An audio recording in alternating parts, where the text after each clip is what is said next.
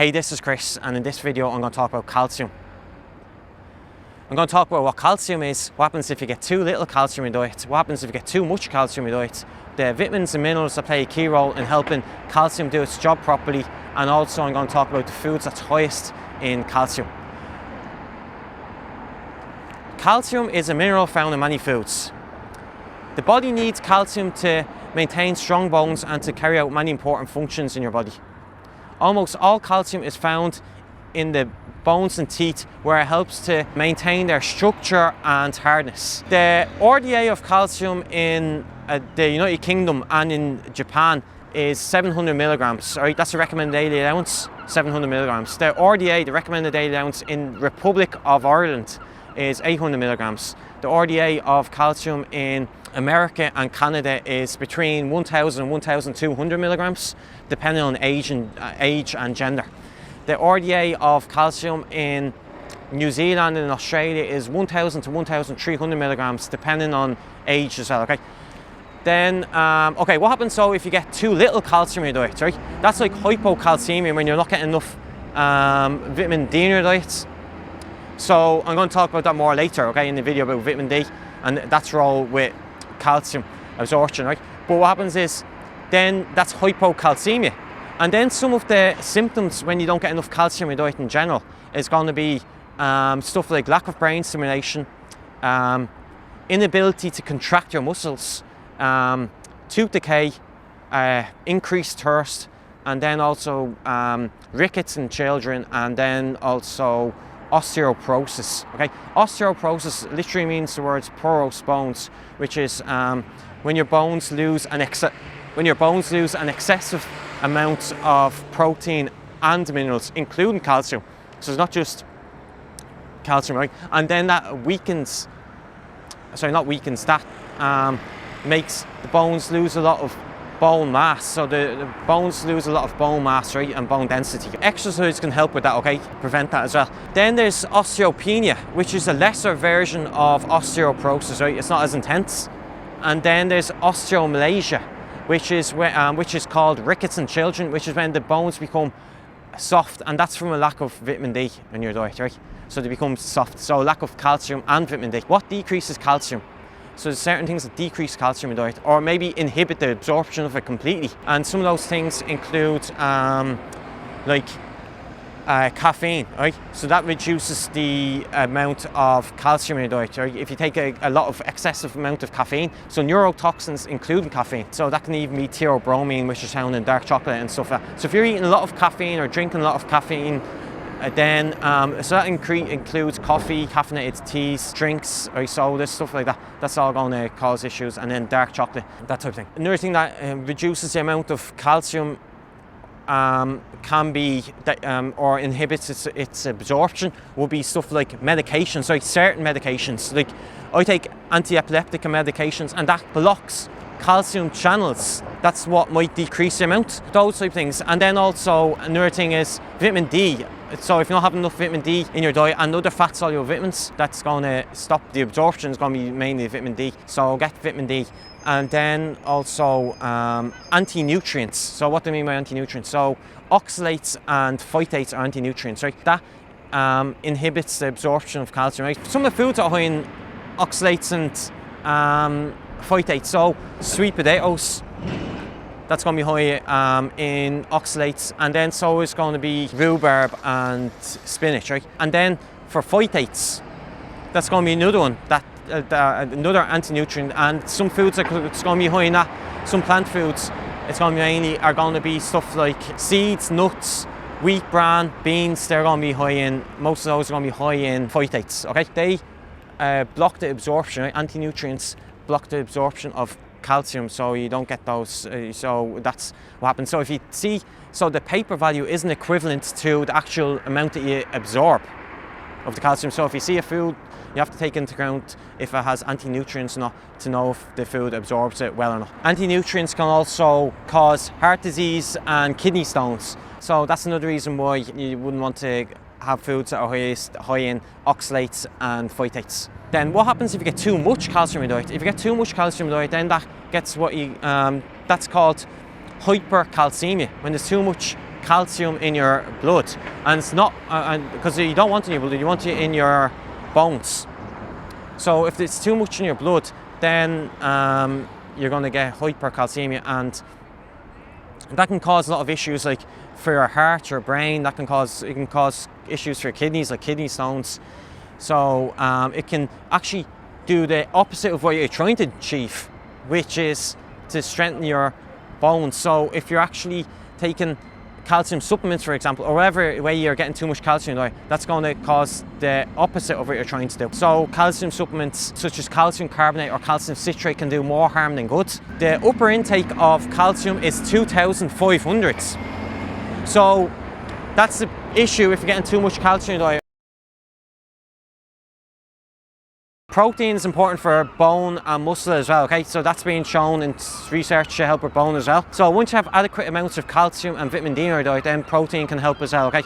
Because with bone health and all. Because in elderly people, protein has been shown to preserve muscle and bone. And then in younger people, if you have enough protein in your diet along with calcium, then that's going to help to develop bone and muscle. And then the next thing we're going to talk about is fat-soluble vitamins. So vitamin D and vitamin K in particular, they're going to be good sources for also vitamin A. Like try and get retinol, because that's going to be absorbed better. That's an animal hormone, because if you think about it, right, retina, which is for your eye, that comes from the word, retinol comes from the word retina, which is your eye. So people say, oh, eat carrots for good eyesight, but it's actually retinol that is the animal form, right? So that's where it comes from. It's an animal hormone, so you can't get it from beta-carotene. See, it converts from, you ever hear of beta-carotene, right? That's in the carrots, high in carrots. It converts in the body to vitamin A. But vitamin A is retinol, so the conversion rate isn't that great of beta-carotene into vitamin A, which is retinol. So, as I said, the word retina for eyes, that's high in vitamin A, carrots, but it doesn't convert well into the body into retinol. So try and get it from animal foods. The fat-soluble vitamin called vitamin D, that's going to increase the absorption of calcium. So if you don't have vitamin D, you won't be able to absorb the calcium properly. So vitamin D, you get that from the sun, like from your body synthesizes it naturally from the sun.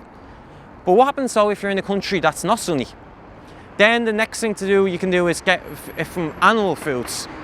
Because you see, if you get it from plant foods, even though you might say, oh, mushrooms is high in vitamin D, but it's not really, because actually mushrooms, that's going to be D2. That's not, you see, vitamin D3 is cholesterol, and that comes from the word cholesterol. It comes from the word cholesterol, right? Because cholesterol, cholesterol. So it's an animal hormone, right? D3 is an animal hormone. So if you take a supplement, right, that's going to be D2. And even if they try to replicate, they might try to replicate it, but they can't, because cholesterol is an animal hormone. So you can't replicate it. So by trying to replicate and take a supplement, right? If you say, if you're in a country that's cold, you take a supplement, you're better off taking the animal food, because it's never going to be the cholesterol. It's not going to ever replicate the animal hormone, the vitamin. So don't take vitamin D3 supplements, right? Because they're probably vitamin D2 anyway. Because vitamin D2 ergocalciferol, right? That's D2. So that'll be found in plants like mushrooms, where you're never going to be able to absorb that well. So you won't get the D that you're looking for. Get the D3 from animal foods such as eggs, liver, sardines, those sort of things. Because see, even if you take a supplement, right, and you're saying, oh, I'm getting plenty of vitamin D3 from the supplement, you're not though, really, because that supplement, it's going to, even though you might see a rise in the D3 levels, that's a rise in your blood levels, but then it gets excreted. So you see a temporary rise before it gets excreted from your cell. So not actually, so it's not even going into your cell in the first place. So that's a problem. You just see an increase in your blood and then it gets excreted. So don't take vitamin D3 supplements. Then vitamin K2 anchors the calcium in the right place. So vitamin D3 absorbs, and then that's all it does. So vitamin D3 absorbs the calcium well, but then K2 puts it in the right place, which is in the bones and teeth. Vitamin K2, it releases a compound called osteocalcin, which anchors calcium molecules inside the bone. Right?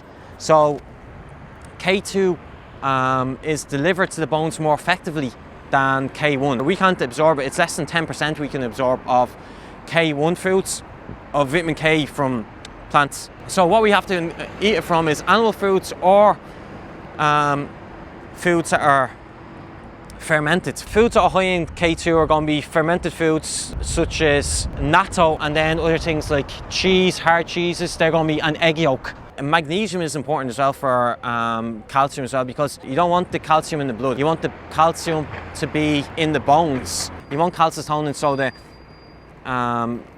calcium gets delivered to the bones, right? Because you see, even though vitamin K2 is important for putting the bones and putting the calcium in the bones, right, which is what you want, magnesium helps to metabolize calcium. And also magnesium is important because if you don't get magnesium, your muscles will be too contracted. So you want magnesium to feel more relaxed so you're not too contracted. Because some of the symptoms that you get if you don't get enough magnesium, you get too much calcium, is you get muscle spasms, right? You'll get panic, you might get panic attacks, you might get stress, that type of thing. Then there's phosphorus, which is a mineral as well. And phosphorus, that's the second most abundant mineral in your body. So magnesium is the most abundant, phosphorus is the second most abundant. And you want phosphorus because see, what happens is, right, people take the calcium supplements, like I was saying, but then that can cause issues because you see, by increasing your calcium, you're decreasing your phosphorus. So they go hand in hand, they're codependent. People used to think that was just phosphorus that was important. I mean, people used to think that was just calcium that was important for bone health, but it's actually phosphorus as well. That's the second most abundant after calcium. Calcium is the most abundant in your body, right? So you need phosphorus for strong bones as well, right? And what happens is the parathyroid, vitamin D, and the kidneys all help to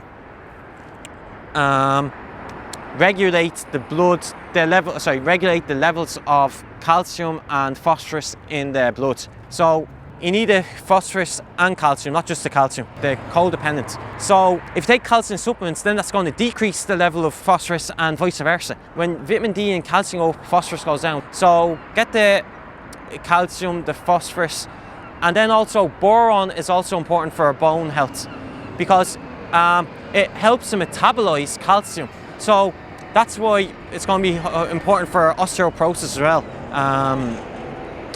Boron, right? That's a trace mineral. So boron is a trace mineral. It helps to metabolize. It helps to metabolizing calcium, and also it helps to. When I say trace mineral, that means you only need it in small amounts. You don't need it in larger amounts like you would with magnesium, for example. But what happens is that boron helps to balance the ratio of calcium and magnesium in your body. So it's important for that as well, okay? So that's why it's important for your muscles. So you won't get muscle aches and pains. Now, some of the foods that are highest in calcium are going to be eggshells, right? That's going to contain a lot. So even if you only ate like one eggshell a day, right? You eat ground eggshells, so you grind it up in a spice or coffee grinder, and then sprinkle on top of food. So that can increase your calcium levels, right? So roughly 100 grams of eggshell is equal to 40,000 milligrams of calcium. And then obviously dairy products. So cheese is going to be the highest, right? So for example, raw cheese, try and get raw cheese. Hard cheese is going to be higher than soft cheese, right? So for example, Parmigiano Reggiano is going to be a lot higher than brie cheese, right? Or Gruyere cheese, which is a Swiss cheese. That's a hard cheese and that's raw. That's another reason why it's going to be high. So even if you only ate an ounce, like roughly 28 grams, you're going to get a lot of calcium from that. And the other good thing about cheese, right, especially hard cheese, is going to be high in K2 because of fermented foods, because it's going to be high in K2, which is good for bone, and it's going to be high in D3. So it's going to have all the things that you want for your bone, and it's going to be high in protein. So it's going to be high in protein, it's going to be high in D3, it's going to be high in K2, it's going to be high in calcium. And Parmigiano Reggiano and then Gruyere cheese, it's going to be raw cheeses. So they're going to be good. Whereas if you get cheese that's not raw, then it's going to be a little bit less than certain things. The thing though with cheese is, especially if it's a fermented food, so it's going to be high in histamine. So if you don't have enough DAO in your small intestine, then you're going to have a histamine intolerance. Check out my videos on dairy anyway, and they go into detail I think the video is best and worst dairy products. So check that video, and that goes more into detail on cheese. And then the other thing though is that also cheese is high in casein.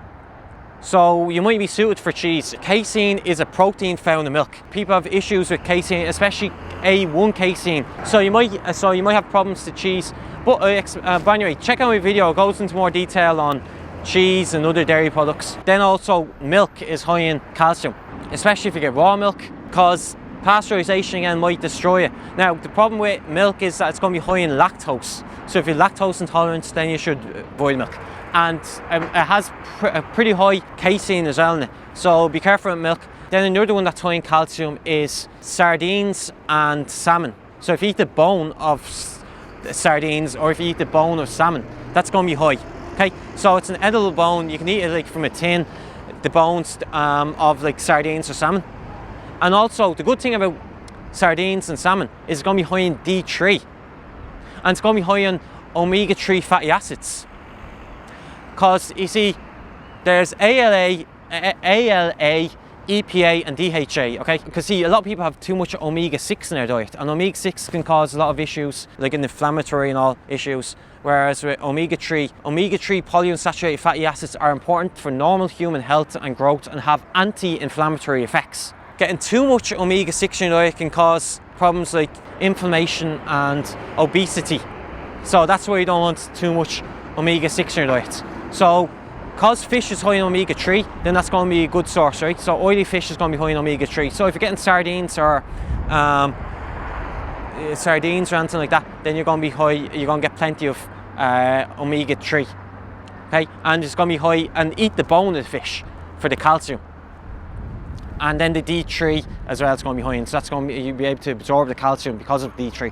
So fish bone, and then you've got the dairy products, and then you've got the eggshells. They're all going to be foods that are high in calcium, because you need a few options, especially like if you have lactose intolerance or you can't eat dairy for some reason. To sum up the video, so make sure you get calcium in your diet to strengthen your bones and your teeth, but don't focus too much on calcium at the same time though, because you have to also make sure you get plenty of protein in your diet to strengthen your bones. That helps. And then also fat soluble vitamins like the A, the D and the K, especially the D and the K in the forms D3 and K2, because what happens is D3 absorbs the calcium, because you wouldn't be able to absorb the calcium that well if you don't have D3 in your diet. And then K2 puts it in the right area, it puts it in the bone, anchors the calcium in the bone, not in the blood. It shouldn't be in the blood. And then also magnesium, make sure you get that, so because if you don't get enough magnesium in your diet and get too much calcium, then your muscles will be too contracted. So that's why you need magnesium as well. And also it helps them metabolize calcium. And then also phosphorus, because if you don't get phosphorus in your diet, then you see phosphorus is the second most abundant mineral in the body. So if you just get calcium, then it's going to create an imbalance.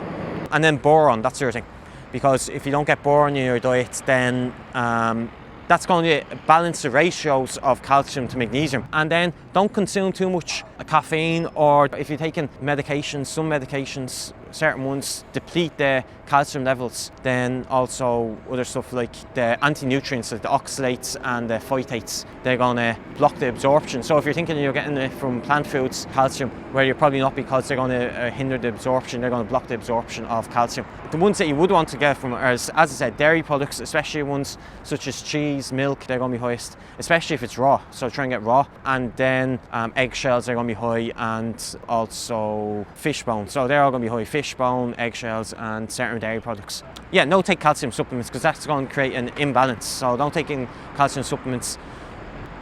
Okay, so I hope you enjoyed this video. Make sure to like, share, comment and subscribe, and I'll see you soon.